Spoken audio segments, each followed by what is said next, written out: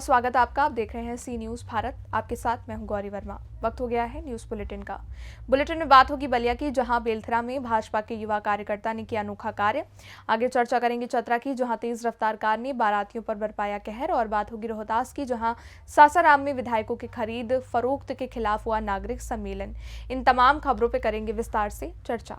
खबर उत्तर प्रदेश के बलिया जनपद के बेलथरा नगर पंचायत से है, जहां पर एक युवा भाजपा कार्यकर्ता ने राम मंदिर और मोदी योगी से प्रेरित होकर अपने भाई की शादी के कार्ड पर मोदी योगी और राम मंदिर की फोटो शादी के कार्ड पर छपाई और प्रधानमंत्री को न्योता भेजा। बीजेपी के युवा कार्यकर्ता ने बताया कि पीएम मोदी ऑफिस से हमारे भाई की शादी पर नेता के बदले प्रधानमंत्री कार्यालय से हमें शादी की ढेर सारी शुभकामनाएं भरे लेटर आए, जिससे हम बीजेपी के छोटे कार्यकर्ताओं में काफी खुशी का माहौल है। आइए जानते हैं इस विषय में बीजेपी कार्यकर्ता बेलथरा अमित सोनी ने क्या कुछ बताया। अपना एक नाम और परिचय बता दें। मैं अमित सोनी, भाजपा युवा मोर्चा के मंडल महामंत्री बेलथरा।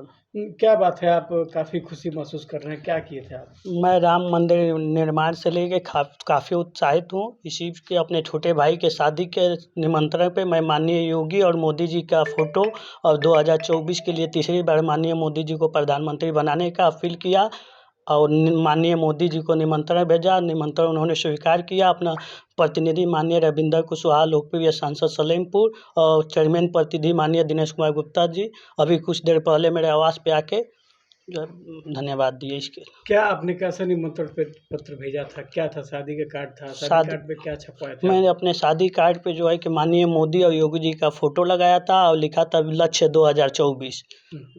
राम मंदिर का मैं फोटो लगाया था, लिखा था ना कोई भूल ना कोई चूक, फिर कमल का फूल। कैसे आप तो एक घर गृहस्थी वाले आदमी हैं, बिजनेसमैन है, आपको ये सब कहाँ से? मैंने राम मंदिर निर्माण को लेकर मैं काफ़ी उत्साहित हूँ। जो आज तक किसी ने नहीं किया वो माननीय मोदी जी के कर कमलों द्वारा हुआ। इसी से मैं उत्साहित होकर ने काम किया। क्या उधर से क्या रिप्लाई है? उधर से रिप्लाई माननीय मोदी जी ने अपना जो है लेटर पैड लिख के माननीय सांसद रविंदर कुशवाहा और नगर पंचायत अध्यक्ष प्रतिनिधि दिनेश कुमार गुप्ता जी द्वारा मेरे आवास पर भेजने का काम किया। तो क्या धन्यवाद देना चाहिए मैं इसके लिए मैं माननीय मोदी जी, योगी जी, समस्त भारतीय जनता पार्टी के पदाधिकारियों को धन्यवाद देना चाहता हूं कि हमारे जैसे छोटे कार्यकर्ताओं का निमंत्रण स्वीकार किया।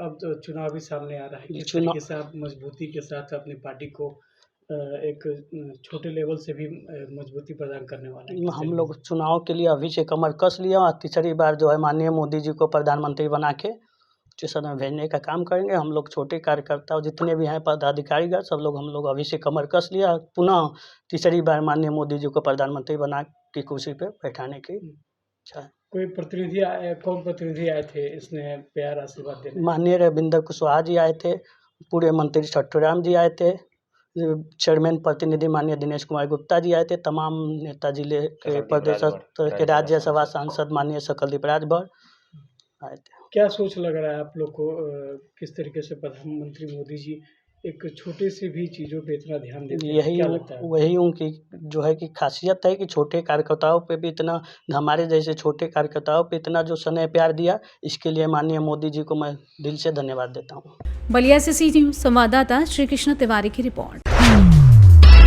खबर बलरामपुर से, जहां 58 लोकसभा क्षेत्र श्रावस्ती चुनाव 2024 हेतु भारतीय जनता पार्टी के प्रत्याशी बनाए जाने पर साकेत मिश्रा का जनपद बलरामपुर प्रथम आगमन पर नगर में स्वागत हुआ। वहीं वाहनों के साथ खुली जीप में बैठे साकेत मिश्रा ने आए हुए समर्थकों का हाथ जोड़कर अभिनंदन किया व वीर विनय कायस की मूर्ति पर माल्यार्पण भी किया। वहीं नगर पालिका अध्यक्ष धीरेन्द्र प्रताप सिंह धीरू ने अपने समर्थकों के साथ बीजेपी प्रत्याशी को माला पहनाकर स्वागत किया। बीजेपी के तमाम पदाधिकारी समर्थक भारी जोश के साथ नारे लगाते दिखे। बलरामपुर से सी न्यूज़ संवाददाता संदीप सक्सेना की रिपोर्ट। चतरा जिले के सदर थाना क्षेत्र के चतरा सिमरिया मुख्य पथ पर स्थित हम्फुआ हसबो गांव के समीप तेज रफ्तार बलेनो कार ने बारात जाने के लिए सड़क पर निकले बारातियों को रौंद डाला। इस घटना में बलेनो वाहन ने 3 लोगों को रौंदा है, जिसमें एक व्यक्ति की मौत हो गई है जबकि 2 अन्य घायल हैं। घटना में मृतक व्यक्ति की पहचान गांव के तुलाराणा के रूप में की गई। घटना को लेकर बताया गया कि सभी लोग बारात जाने के लिए सड़क पर खड़े थे। इसी बीच सिमरिया की ओर से तेज रफ्तार में आ रही बलेनो कार ने सड़क किनारे खड़े लोगों को टक्कर मारते हुए 3 लोगों को रौंद डाला। घटना में एक व्यक्ति की मौत के बाद आक्रोशित ग्रामीणों ने चतरा सिमरिया मुख्य पथ को घंटों जाम रखा, जिसकी सूचना के बाद मौके पर पहुंची सदर थाना पुलिस की टीम ने आक्रोशित ग्रामीणों को समझा बुझाकर सड़क से जाम हटवाया, जिसके बाद मृतक के शव को कब्जे में लेते हुए पोस्टमार्टम के लिए सदर अस्पताल भेज दिया है। वहीं ग्रामीणों की तत्परता के बाद पुलिस की टीम ने वशिष्ठ नगर जोरी थाना पुलिस की मदद से बलेनो कार को भी जब्त कर लिया है। आइए जानते हैं इस विषय में दामोदर राणा मृतक के बेटे का क्या कुछ कहना है। मेरा पिताजी तुला राणा बारात जाने के लिए पुल के पास खड़ा था और काफ़ी भीड़ में था। उधर से आ रहा था 23 से गाड़ी, बेलोनो गाड़ी था, और तो 2 बच्चा को मारा तो समर गया, लेकिन उधर से समरते आके मेरे पिताजी को मार दिया। और हम वहीं थे, हम लोग सब सामने थे वहीं पर ही। और उनका हम बेटा है दामोदर राणा, और हमारा घर हंसबो है, उनका भी घर हंसबो हुआ। और उसके बाद 9:30 बजे हम लोग घटना हुआ तब तुरंत फिर यहाँ लेकर आए।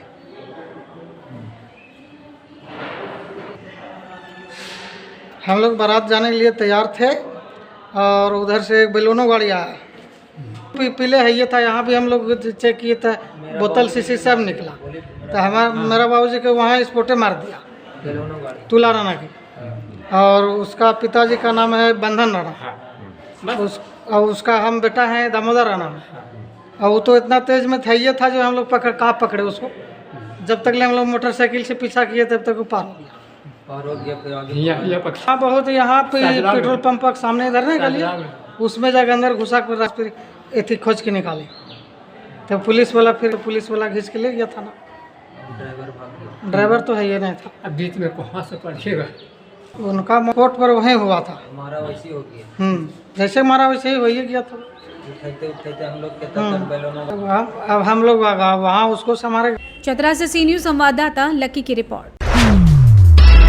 कौशाम्बी जिले में मृतक माफिया अतीक अहमद के शार्प शूटर अब्दुल कवी के 2 भाइयों, जिन पर गंभीर धाराओं में मुकदमा दर्ज था, कई माह से फरार चल रहे थे। पुलिस ने दोनों को गिरफ्तार कर लिया है। दोनों भाई पुलिस की आंखों में धूल झोंककर फरार चल रहे थे। गिरफ्तार करने के बाद पुलिस ने दोनों को न्यायालय के समक्ष प्रस्तुत किया, जहां से दोनों भाइयों को 14 दिन के न्यायिक हिरासत में जेल भेज दिया गया। बता दें कि राजूपाल हत्याकांड में शार्प शूटर अब्दुल कवी का नाम आने के बाद पुलिस उसकी गिरफ्तारी के लिए ताबड़तोड़ छापेमारी कर रही थी। इसी दौरान सराय अकिल पुलिस को सूचना मिली कि अब्दुल कवी अपने गांव भकंदा में छुपकर बैठा हुआ है।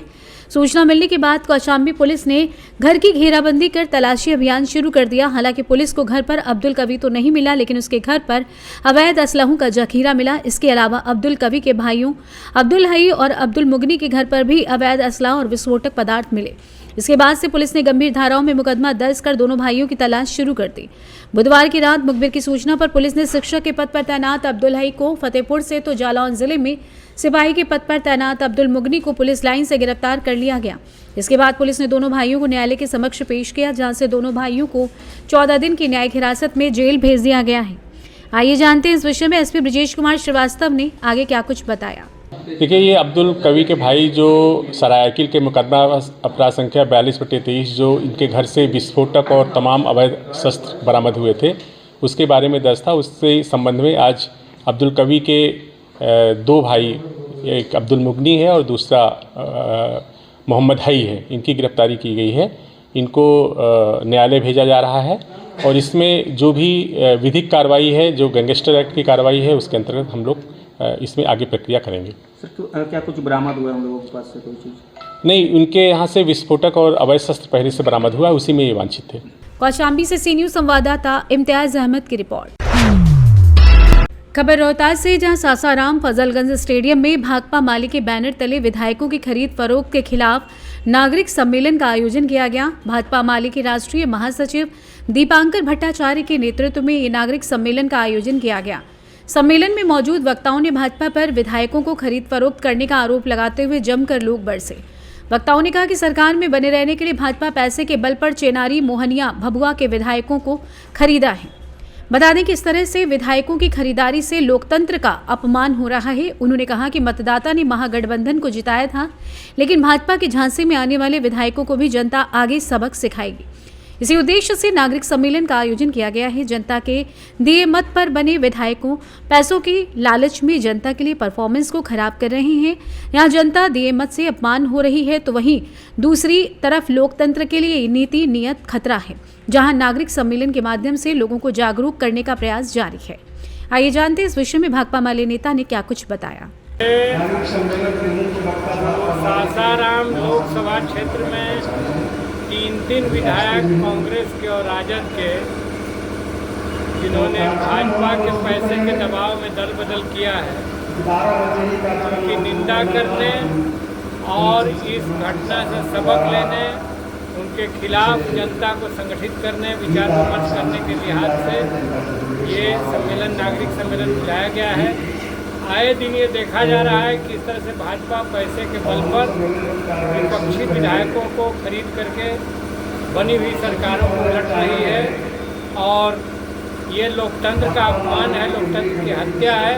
और ऐसे विधायक भी जिन्होंने सामाजिक न्याय की ताकतों का वोट लिया है, गरीबों का वोट लिया है, महागठबंधन में हम लोग भी थे, उसका वोट लिया, और उसके साथ जनता के साथ विश्वासघात करके ये जो गए हैं, ये कड़े शब्दों में इसकी निंदा की जानी चाहिए। और इस इलाके की जनता उनके विरोध में है, आक्रोश व्यक्त कर रही है। ये धोखाधड़ी है और ये लोकतंत्र में नहीं चलने दिया जा सकता है। क्या लिख रहा है कि ऐसे विधायकों को फिर जनता सपोर्ट करेगी? बिल्कुल नहीं। मतलब ये जो धीरे धीरे विचारधारा की राजनीति खत्म करके और ये माहौल बनाया जा रहा है कि पैसे वाले हैं तो वही जीत सकते हैं, वही सरकार बना सकते हैं, वही विधायक रहते हैं, तो ये गरीबों की राजनीति को ख़त्म कर देने की साजिश है। इस साजिश को बिल्कुल नहीं चलने दिया जाएगा। भाकपा माले विचारधारा की पार्टी है, इसलिए उसने सांप्रदायिक फांसीवाद के खिलाफ देश भर में इंडिया गठबंधन में अपने को शामिल किया है। और हम इसीलिए आज गठबंधन के वोट से जीते हुए इन विधायकों ने जो विश्वासघात किया है, उसके खिलाफ जनता को संगठित करने के लिए हमने ये कार्यक्रम लिया। महंगाई के लिए क्या कहेंगे? मतलब इस अभी जो मुद्दे हैं, जाहिर सी बात है, आगामी लोकसभा चुनाव के पहले तमाम मुद्दों को हम उठाएंगे जो 5 वर्षों में जनता ने झेला है। तो महंगाई का प्रश्न हो, बेरोजगारी का प्रश्न हो, वो किसानों की खेती जो संकट में पड़ गई है उसका प्रश्न हो, नौजवानों को रोजगार नहीं मिल रहा है, ये सारे मुद्दे उठेंगे। और अभी जो रैली हुई जन विश्वास रैली पटना में, जिसमें कि विपक्ष की ताकत दिखी, इंडिया गठबंधन की ताकत दिखी और मोदी की फ्लॉप रैलियां बिहार में हो रही, ये साफ संकेत है कि हिंदुस्तान परिवर्तन की तरफ बढ़ रहा है। और बिहार ने खास तौर से इसके लिए कमर कस लिया। इन विधायकों को भी इस रैली की धमक से सीने में धड़कन हो गई कि अब क्या होगा हमारे। तो ऐसे अवसरवादी लोगों का कुछ नहीं होना चाहिए, उनको राजनीति के बिल्कुल चूल्हे में कहिए कि झोंक देना चाहिए, उनको ख़त्म कर देना चाहिए। ऐसे लोगों की राजनीति नहीं चलनी चाहिए, अवसरवाद की राजनीति को नहीं चलना चाहिए। क्या नाम है आपका? राजा राम सिंह, भाकपा माले पॉलिट ब्यूरो कमेंबर। रोहतास से सी न्यूज़ संवाददाता पंकज कुमार की रिपोर्ट। फिलहाल के लिए बुलेटिन में बस इतना ही। वक्त है छोटे से ब्रेक का। ब्रेक के बाद एक बार फिर से हाजिर होंगे तमाम बड़ी खबरों को लेकर।